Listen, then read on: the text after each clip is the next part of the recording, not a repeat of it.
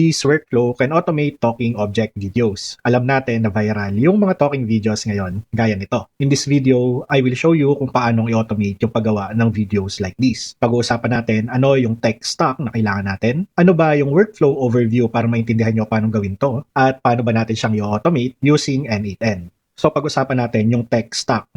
Unang kailangan natin ay itong si N8N. Para sa mga bago pa lang, N8N is a low-code or no-code application na pwede nyo gamitin to automate pretty much everything. Ngayon, kung wala ka pang N8N na self-hosted, ililink ko dito sa video na to kung paano ka bang makakapag-self-host ng N8N in Qmode via Hostinger. Pangalawang kailangan natin is si Key.ai.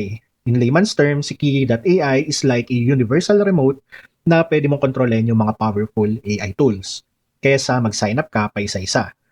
Gaya na lang, kung kailangan natin mag-generate ng image, pwede mo nang gamitin dito si Nano Banana, si Dream, and then nandyan na rin yung mga 4.0 image nila ChatGPT at marami pang iba. Kung ang kailangan mo naman ay video generation, nandyan na si Sora 2, and then yung Pro version, nandyan din sila Veo 3 or yung Veo 3.1 which is the latest, nandyan si Grok, nandyan si Kling, at marami pang iba. And then lastly, kailangan lang natin ng video editor. Pwedeng free, pwedeng paid, gaya nitong si CapCut. Kasi kailangan natin pagdugtong-tugtungin yung video output sa ating automation. Once na meron na kayo ng tatlo na yan, pwede na tayong mag-proceed. Now, pag-usapan naman natin yung workflow overview. Actually, 2 simple steps lang siya. Number 1 is to create an image using Nano Banana. So, ang unang kailangan nyo dito is palitan nyo yung prompt para makapag-create tayo ng character natin.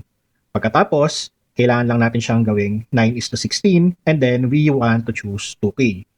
And then with that, we will just generate that image. Ayan na nga, natapos na niyang i-generate yung image natin. Ngayon na may character na tayo, ang kailangan na lang natin gawin guys is i-feed ito sa Veo 3 as reference picture and then magkaroon tayo ng prompt para pagsalitain siya. So download lang natin to.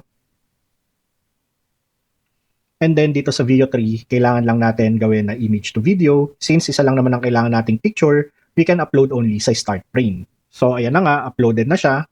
Ang kailangan naman natin ngayon is magkaroon tayo ng prompt for our video. So ipapaste ko lang yung prompt natin dito. And then, palitan lang natin to ng 9:16.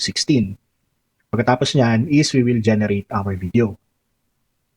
So ayan na nga, ready na yung video natin. Download ko lang para mapanood natin ng maayos.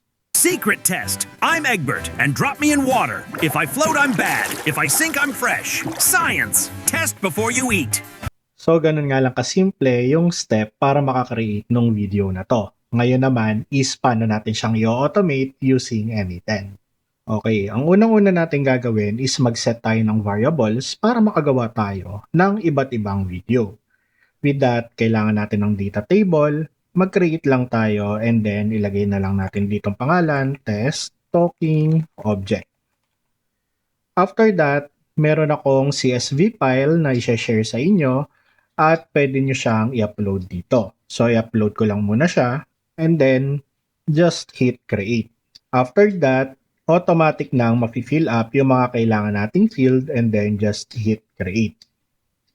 So ito yung mga sample ng talking video variables. Nandyan yung day. Kung makita nyo sa akin, may day 1, 3 kasi meron akong video number na 1, 2, and 3. Ang ibig sabihin lang yan, gusto ko meron akong 3 video kada araw na gagawin. Para silang 3 yung pagsasama-samahin ko at i-upload ko sa social media platforms natin. Ngayon, kung makikita nyo, iba't ibang team yan kada day. For first day, it's vegetables. Sunod, kitchen utensils. Sunod, fruits naman. And then, kada team, meron akong kanya-kanyang personality. For example, cute, broccoli, floret. Yung isa naman, charming, fresh, orange, carrots. So, yan yung mga variables na gagamitin natin sa prompt natin. And then, pag nag-scroll kayo sa kanan, nandyan na yung mga expression trait nila, post description kung ano ba yung gusto nyong post niya kapag nagsasalita siya. Nandyan yung object position, nakatayo ba siya, naka-lean against. So, kayo na yung bahalang mag-fill up nung mga variables na yan. Kung makikita nyo, nandyan din yung opening hook, kung ano yung sasabihin ng object na yon, advice content, yan yung pinaka-script niya. And then, call to action, yan yung ending na sasabihin niya.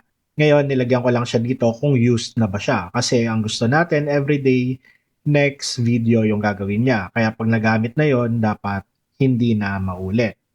Ngayon, alam ko maraming variables to, minsan mahirap isipin. Actually, madali lang ang solusyon dyan. Ang ginawa ko lang, yung CSV file ko, binigay ko lang kay ChatGPT, and then sinabi ko lang sa kanya na generate for another 5 days. Ganun lang kasimple yung kailangan nyo para magkaroon ng ganitong mga variables, and then you can add it here na. Okay, ngayon na alam na natin yung mga variables natin, pwede na tayo mag-start ng workflow. So, i-execute ko na nga ngayon itong workflow na to and then i-explain ko sa inyo kung paano ko ba siya ginawa. Let's execute it now.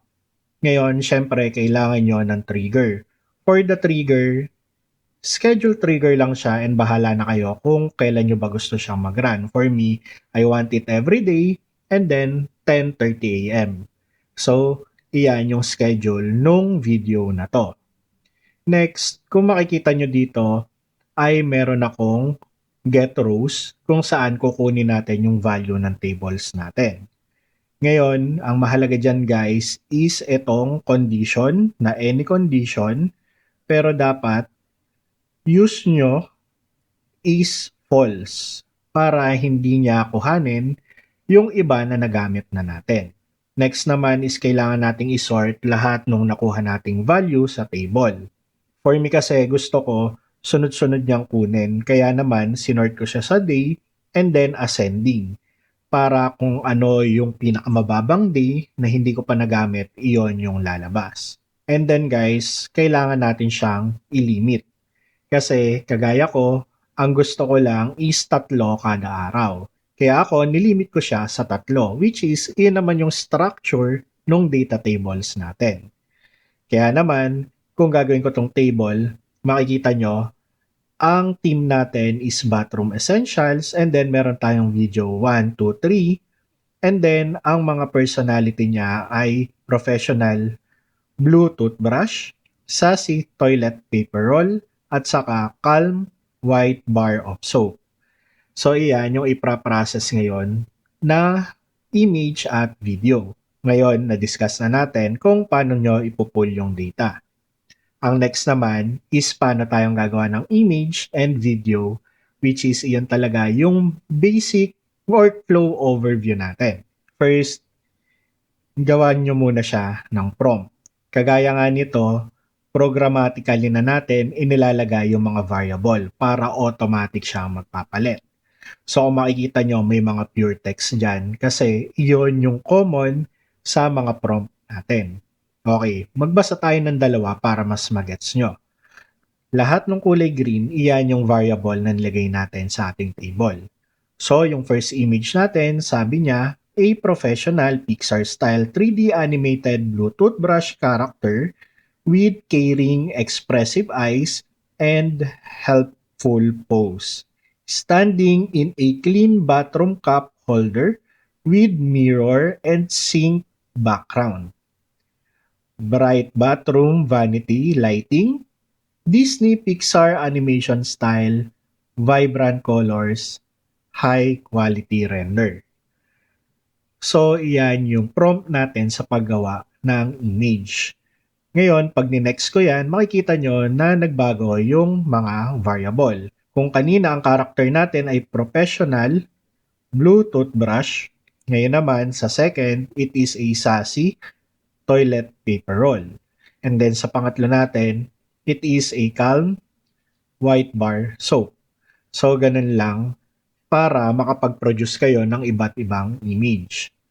Ngayon, dapat kapartner siya guys nitong video prompt natin. Kung makikita nyo, JSON format siya kasi mas nasusunod ng video 3 yung JSON format na prompt. Again, may mga variables tayo dito. Ginawa natin yon para mag-iba-iba rin yung script. Ngayon, kung titingnan natin, yung unang-una, yung script niya is regarding dentist say, I'm brushy. Ayan. Replace every 3 months or I'm just spreading bacteria, not cleaning. Mark your calendar. And then, dito natin nilalagay yung voice kung ano ba yung voice tone niya. And then, meron lang ako mga rules dito kasi minsan nilalagyan ni Video 3 ng subtitle. Ayaw natin nun. Minsan may watermark. Ayaw natin nun, kaya nakaset yan sa false. Sa background music, naglagay tayo ng true, pero ang gusto kong music style is upbeat, motivational, at saka dapat low lang yung background music para naman hindi siya disturbing. After that, pag nag-next nga tayo dito, kusa na yung mababago dahil nga naset na natin yung mga variables natin. Having said that, makakapag-generate na tayo ng 3 video. Now, dahil naset na natin yan, naglagay lang ako ng loop dito para isa-isa niyang ipaprocess yung video. Ngayon, unahin natin yung generate image. Sa generate image guys, kung makikita nyo, execute other workflow yan which is Nano Banana. If I will click it here, makikita nyo na may sub-workflow ako na sinet ko na tuwing gagamitin ko is Nano Banana.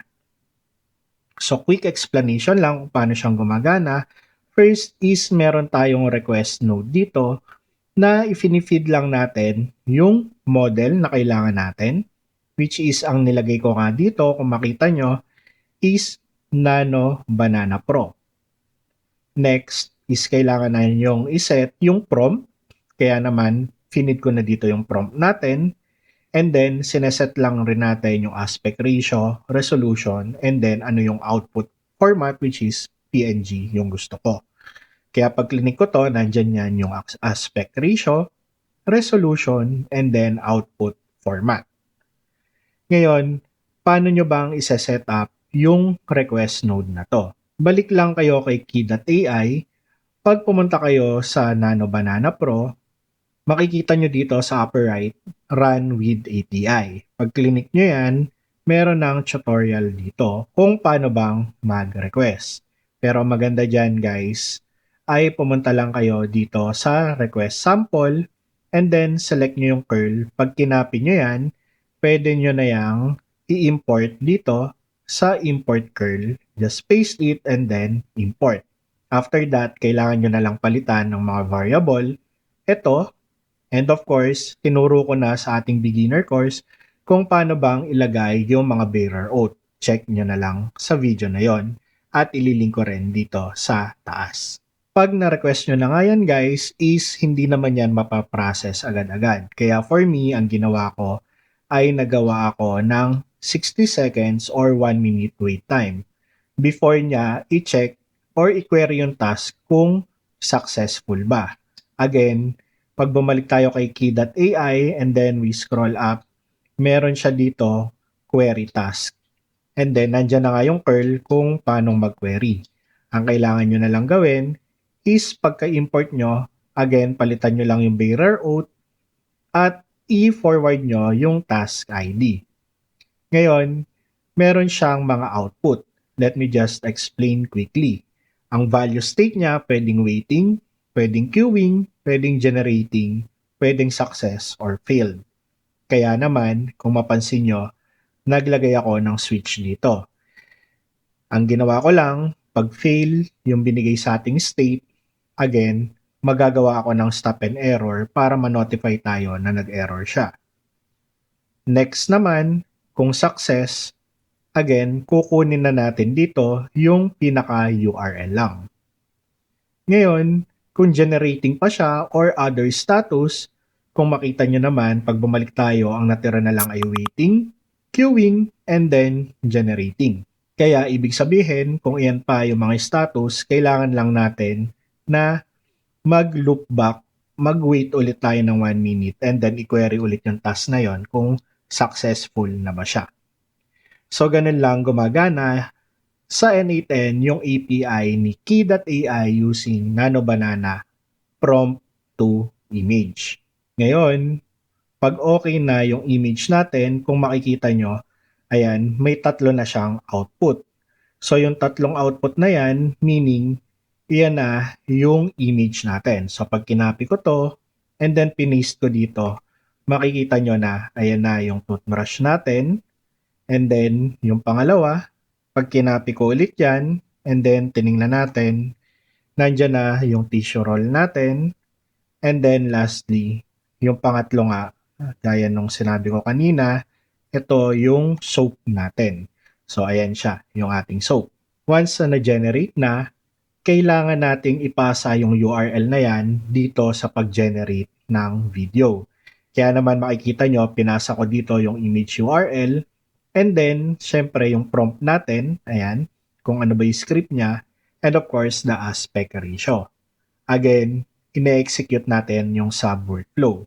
So dito, makikita nyo halos magkamukha yung itsura niya. Kasi ganun din, magre-request lang tayo ng video. Again, magkaiba lang siya ng konti ng parameters kasi nilalagay natin yung image URL dito. Nandyan pa rin naman yung prompt, yung model, dinefault ko na sa Veo 3 Fast, and then yung aspect ratio, yun nga yung dinideclare natin, and then the rest, ito yung first and last frame to video. Kasi pag isa lang ang binigay mo sa kanya, magiging reference video siya. Para lang malaman nyo, nasa documentation din lahat yan. Dito sa video, punta tayo sa Veo 3.1 API. Again, sa upper right, run with API. Nandyan na lahat yung curl na kailangan nyo. And then, in-explain na niya dito kung ano ba yung mga gagamitin nyo na parameter. Gaya nga nasabi ko kanina, first and last frame to video yung ginamit ko. Pag nag-scroll down kayo dito, makikita nyo na sinabi dyan na pag ginamit nyo is first and last frame to video, pag isa lang yung image na binigay nyo, ang mangyayari is generate video based on provided image. Pero pag dalawa, tandaan nyo, magiging first will be the first frame and second will be the last frame. Kaya in our use case, isa lang yung pinasa ko. And then the rest ng mga variables na pinilapan ko, nandito lang yan. Gaya nga nito, Veo 3 Fast yung option, kahit pa si Veo 3.1 Fast yung gagamitin nyo. And then, gaya lang rin nung kanina, kung titingnan natin yung workflow guys, meron ulit tayong loop, and then query task. Sa query task, again, punta lang ulit tayo dito, tapos nandito siya sa, ayan, get video details. Ito lang yung curl niya, copy nyo lang, and then, magagamit nyo na siya dito. So, ibibigay nyo lang rin yung task ID. Ang kakaiba lang sa kanya kung kanina ay pass, fail, or generating, dito makikita nyo yung status. Sa status, ang gamit niya ay status flag. Pag 0, generating. Pag 1, success. The rest, 2, failed. 3, generation failed. So parang failed lang rin. Kaya naman, medyo nag-iba lang ng konti yung itsura ng switch node natin.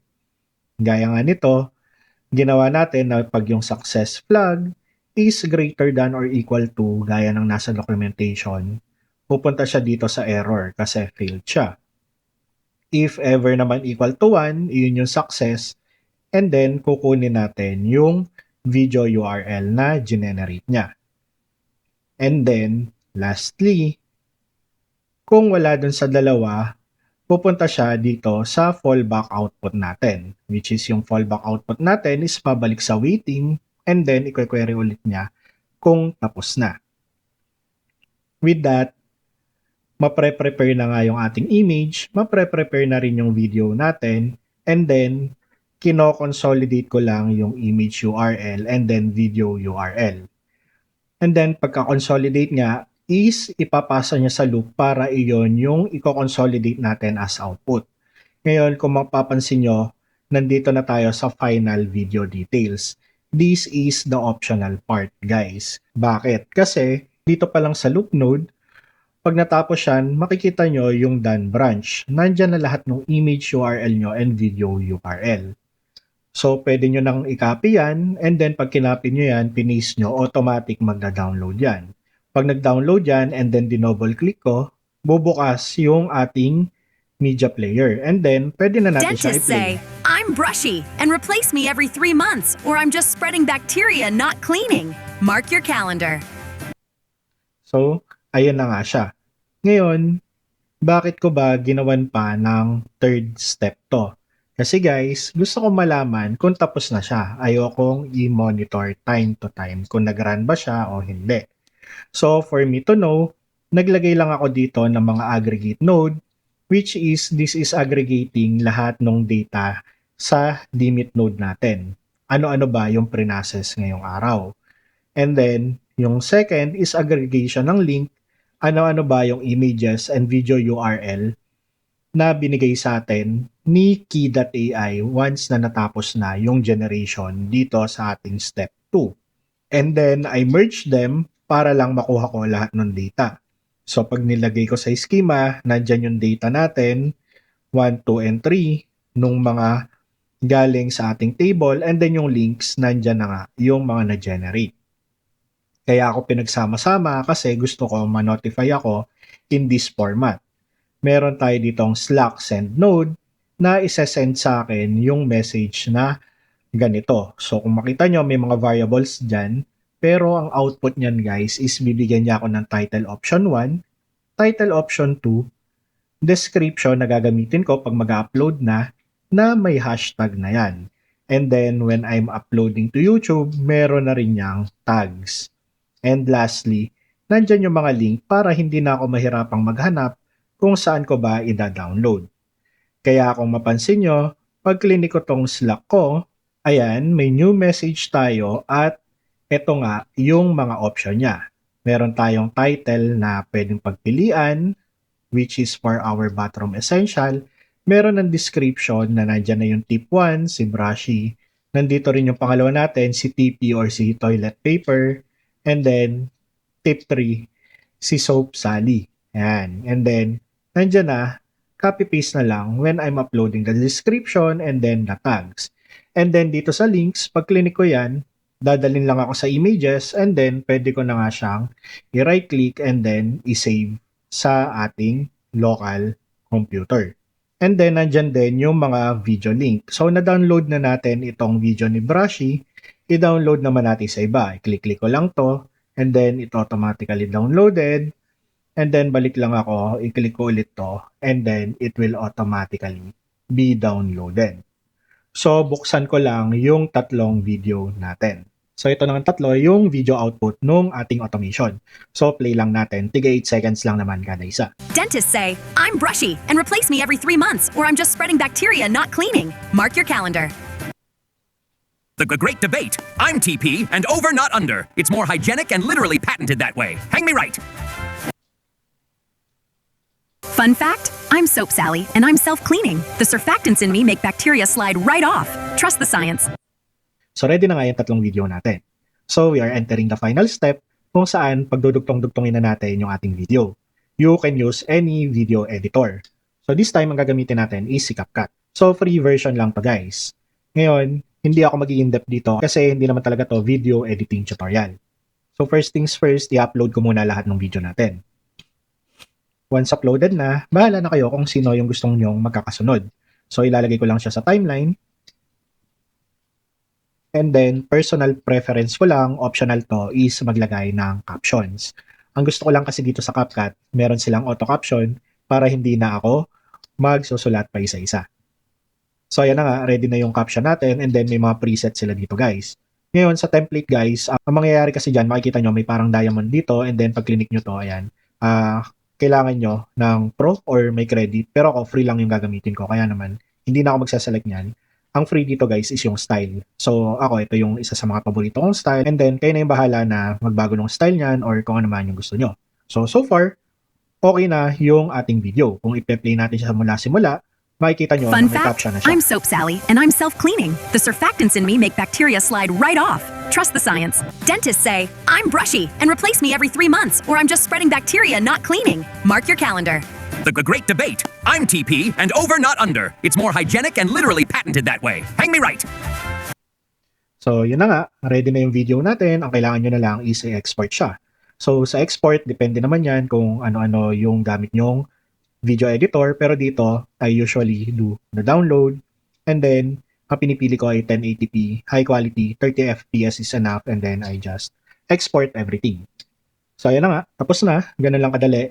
meron na kayong video na pwedeng upload for this day. Ngayon, kung beginner ka pa lang sa N8N and you think that this tutorial is too fast para sa'yo, consider watching my free N8N beginner and intermediate course in our playlist. Mas maintindihan mo kung paano gamitin yung mga nodes dahil tinuro ko doon isa-isa. Ngayon, kung gusto mo namang kuhanin yung workflow na to para i-import mo na lang sa N8N mo, I will put the link in the description below. So hanggang dyan nga muna mga lakwacheros, laging tandaan, less manual work, more lakwacha.